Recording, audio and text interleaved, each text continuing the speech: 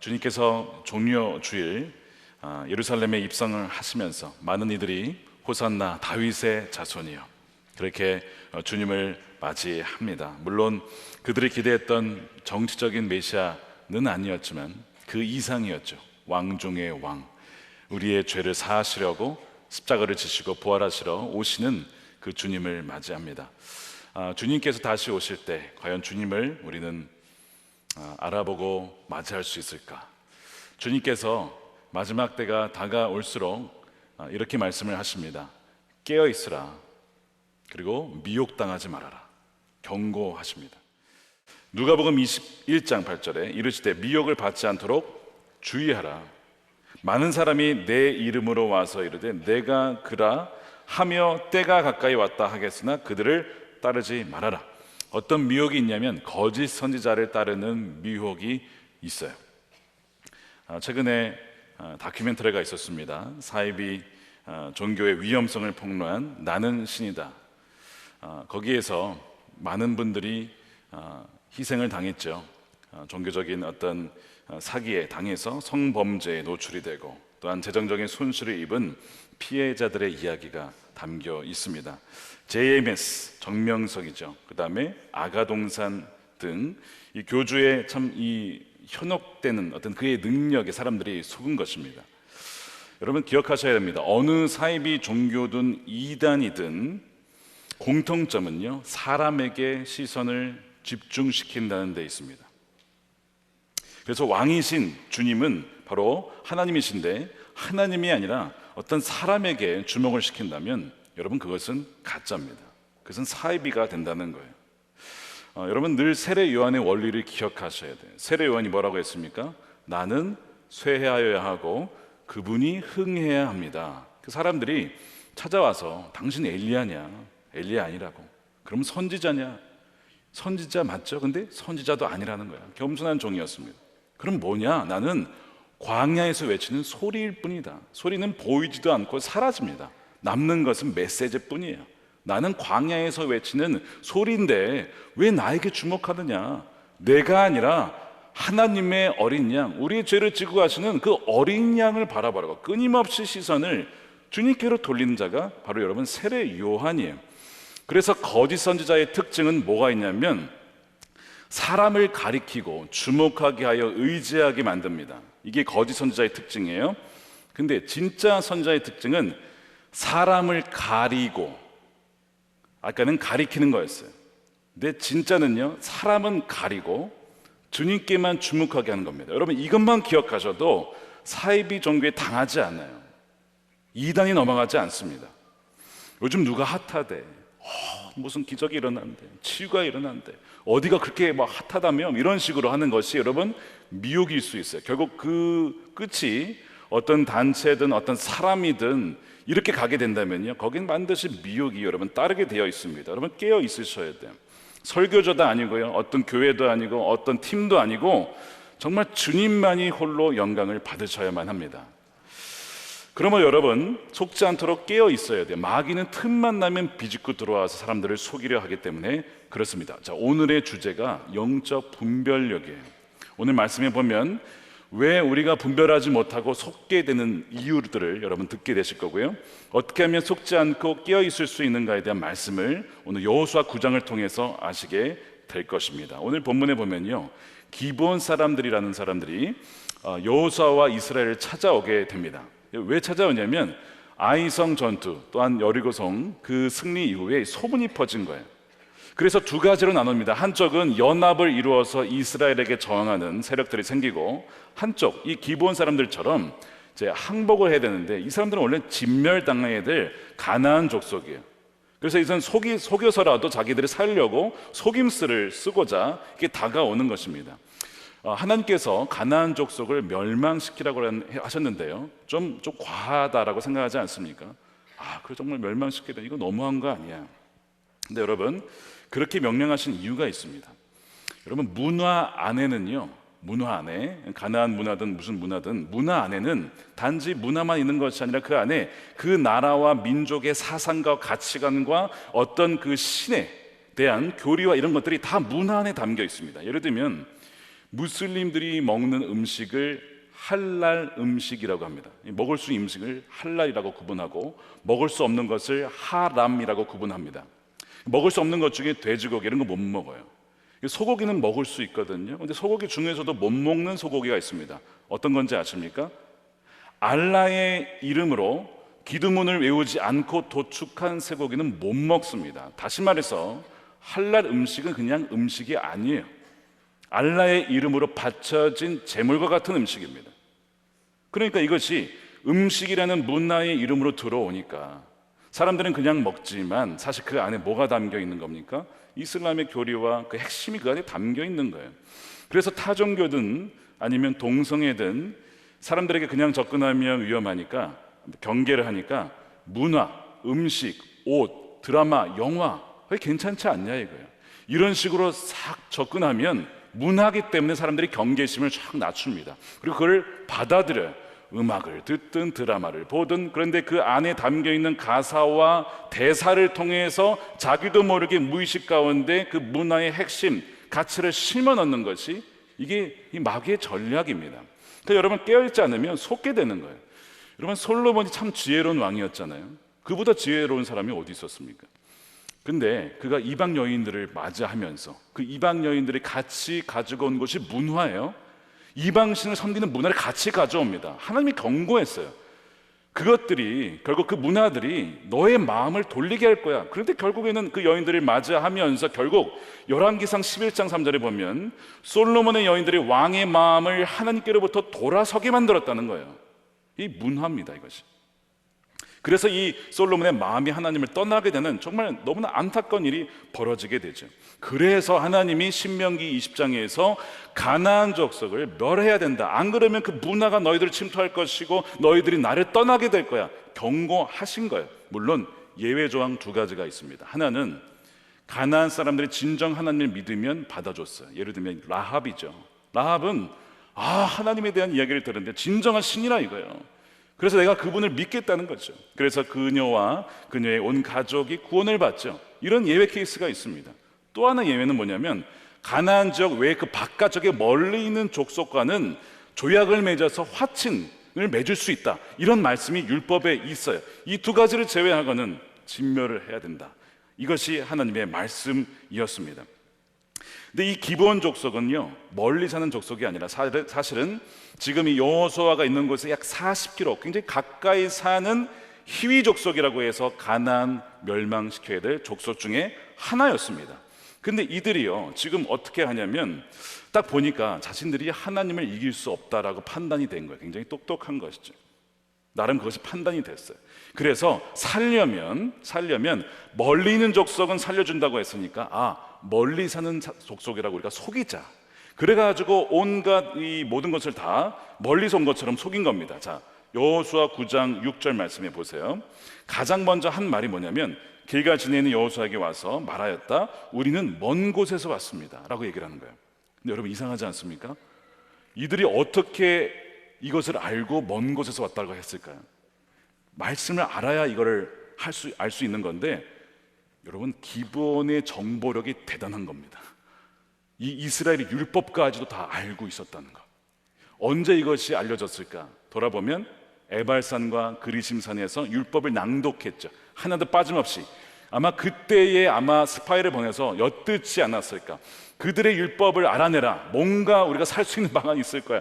아마 그래서 그걸 파악하고 멀리서 온 것처럼 꾸미자, 속이자 이렇게 만든 겁니다. 그래서 신발부터 모든 옷과 심지어 이 음식도 말라서 멀리서 온 것처럼 오래된 것처럼 곰팡이 피게 만들어서 그렇게 철저하게 속여가지고 오는 것입니다.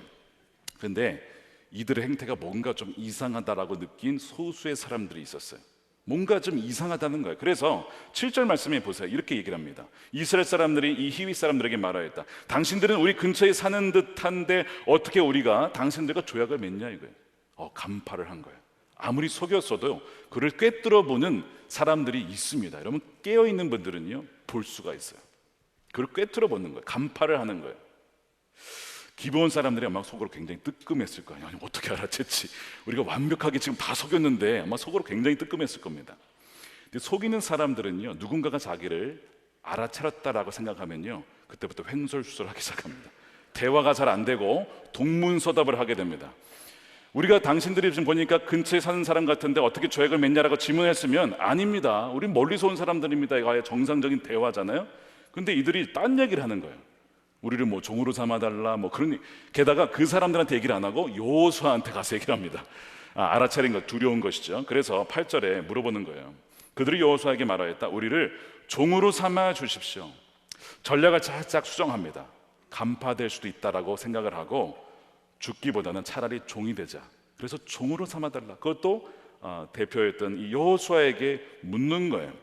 그러니까 지도자 입장에서는 아군이 생기면 좋은 거 아닙니까?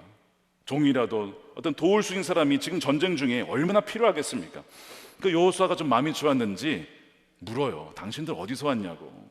당신들은 누구며 어디에서 왔어? 이거는 지금 뭔가 지금 이제 받아줄 수 있는 가능성이 있는 거 아닙니까? 이때부터 이들의 거짓 간증이 시작이 됩니다.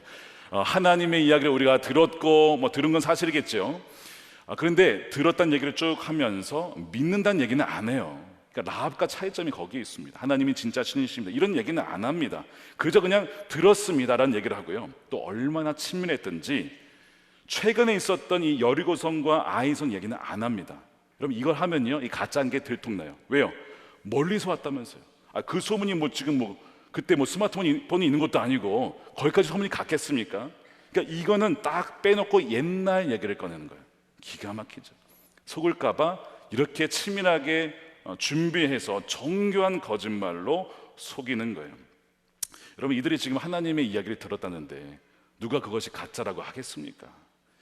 여러분, 그럴수록 사실은 더 깨어 있어야 되는 게 뭐냐면요, 고린도 교회가 치열하게 싸워했던 것이 뭐냐면 거짓 사도입니다.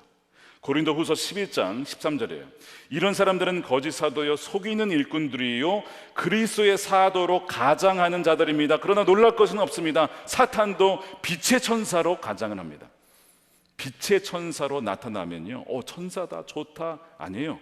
사탄도 그렇게 나타날 수 있다는 거예요. 더 놀라운 것은 원수도 여러분 성경책과 말씀을 인용한다는 걸 여러분 아셔야 됩니다.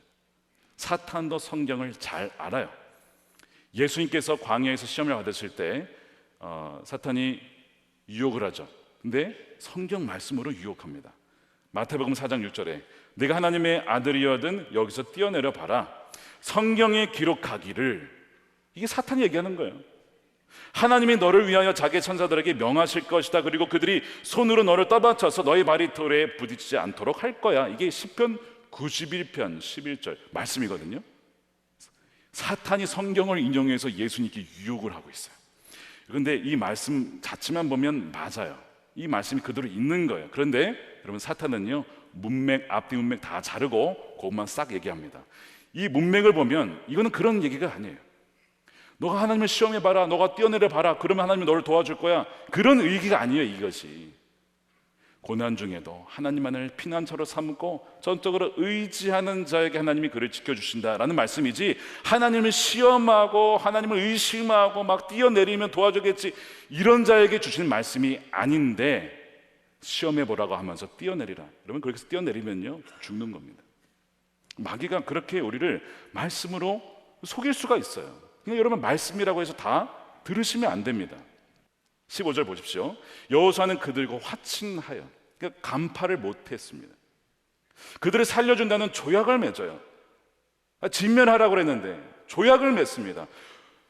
회중의 지도자들은 그 조약을 지키기로 엄숙히 맹세합니다. 그냥 받아들이고 맙니다. 침투를 한 거예요. 하루, 이틀, 3일 지났더니 그들이 이 지역 사람이라는 것이 그냥 밝혀졌어요. 여호수아 이미 받아들였습니다. 이제 기본이 들어온 것은 어쩔 수가 없어요. 이거는 되돌릴 수가 없습니다. 그러면 어떻게 되죠? 기본 사람들이 변화되어야 합니다. 근데 사람이 바꿀 수는 없어요. 근데 우리가 할 수 있는 게 있습니다. 하나님이 역사하실 수 있고 바꾸실 수 있는 환경을 조성하는 것은 우리가 할 수 있어요. 그걸 하는 거예요. 그래서 여호수아가 뭘 하냐면요, 이 기본 사람들하고 누구를 붙이냐? 레위 사람들, 제사장들과 붙여줍니다. 그래서 그 성소에서 일을 할 수 있도록 붙여줘요. 27절이죠. 바로 그날로 여호수아는 그들을 회중을 섬기고 주님의 제단을 돌보는 종으로 삼아 나무를 패고 물을 깃는 일을 맡게 하였다. 그리고 그들은 오늘까지 주님께서 택하신 곳 어디예요? 성전이거든요. 그곳에서 그 일을 하고 있다는 거예요. 참 이것이 놀라운 게 뭐냐면 이들은 지금 안 믿는 기본 족속인데 기왕 들어온 거 바꿀 수가 없어. 이미 결정을 이렇게 내려버린 거 어떻게 하겠습니까? 그러면 제사장들하고 같이 지내면서 거기에서 말씀도 듣고 그들의 영향도 받을 수 있도록 환경을 만들어주자, 이렇게 결정을 한 거예요. 근데 놀라운 게 뭐냐면 이 기본 사람들이 결국에는 정말 성전에서 예배를 제대로 드릴 수 있도록 돕는 역할을 감당하게 되고요. 이것이 언제까지 진행이 되느냐, 여러분 포로기, 이제 나라가 망하고 포로기를 지나고 돌아올 때에, 그러면 나라가 망했으니까 돌아올 필요 없잖아요. 이제 그들이 돌아와요. 그들도 돌아와서 다시 성전을 재건하는 일에 이들이 헌신합니다. 그들을 누구라고 부르냐면 느디님이라고 불러요. 기본 사람들이 느디님이 돼요. 느디님의 뜻은 무엇이냐면 바쳐진 자 혹은 주어진 자라는 뜻입니다. 놀라운 일이 바로 이들이 성전 봉사자로서 말씀 준수를 맹세하고 사명을 끝까지 감당해요. 놀라운 반전 아닙니까? 아니 어떻게 가나안 족속 그 자들을 바꾸어서 하나님의 집에서 신실하게 섬기는 종들로 하나님이 바꾸신다는 거예요. 이런 놀라운 반전의 은혜가 여러분들에게 있기를 축복합니다. 하나님께서 변화를 시킬 수 있도록 인도해 주신 것이죠. 망할 사람들을 하나님께 바쳐진 자로 바꾸신 거예요. 지난 3월 1일에 포천에서 장로 수련회가 있었습니다. 거기에 간증을 제가 들었는데요, 이분은요 결혼할 때 믿지 않는 분이었어요. 정말 자기 중심적으로 살고 정말 세상에 찌들어서 세상의 가치관으로 살아가던 그런 남자였어요. 아주 일반적인 세상의 남자였던 것이죠. 그런데 교제하는 자매가 믿는 자매였어요. 결국 그 자매랑 결혼을 합니다. 그러니까 이 자매 입장에서는 안 믿는 남자랑 결혼을 한 거예요. 그러니까 이제 이 아내 입장에서는 안 믿는 남편과 결혼했기 때문에 자기가 할 수 있는 게 뭐예요? 하나님이 역사하실 수 있는 환경 만드는 거, 뭐 그건 자기가 할 수 있으니까 어떤 방법을 써가지고 교회에 오게 한 겁니다. 예배도 드리고 뭐 찬양도 드리고. 근데 어느 날 하나님이 그 남편을 만나십니다. 내 아들아, 내 아들아, 사랑하는 내 아들아. 그 음성을 듣고 이분이 눈물로 주님을 만나게 돼요. 그 이후로 이제 주님을 예배한 자가 되었고 장로가 되신 거예요. 저는 이분이 모태신앙인 줄 알았는데 아니었어요.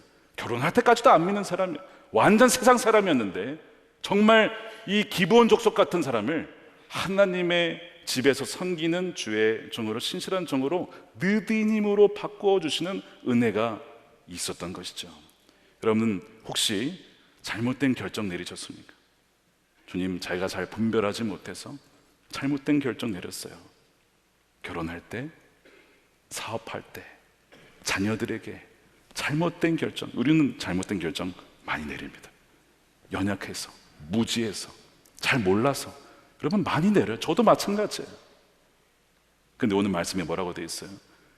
물론 분별해야 하지만 이미 내린 결정 어떻게 하겠습니까? 우리가 할 수 있는 기도가 있어요. 주님, 잘못된 결정으로 기브온 족속을 받아들이고 말았습니다.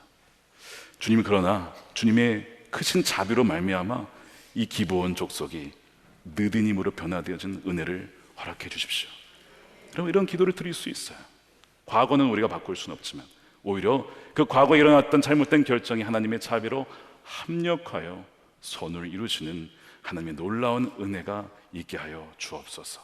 우리는 그런 기도를 드려야 한다는 것이죠. 사랑하는 여러분, 분별하셔야 됩니다. 미혹당하지 않도록 깨어서 사람이 아니라 주님을 주목해야 합니다. 늘 말씀을 주야로 묵상하여서 주의 뜻이 무엇인지를 분별하여서 우리 삶 가운데 주의 뜻이 무엇인지 하나하나 분별하고 순종해야 된다는 거예요. 그렇게 나아가면서 또한 그렇지 못한 것에 대해서 하나님의 자비로 말미암아 또한 그것을 반전으로 바꾸시는 은혜를 누리는 저와 여러분들, 그래서 정말 하나님의 신실한 백성으로 끝까지 완주해 나갈 수 있는 저와 여러분들의 삶이 되시기를 우리 주님의 이름으로 축원드립니다.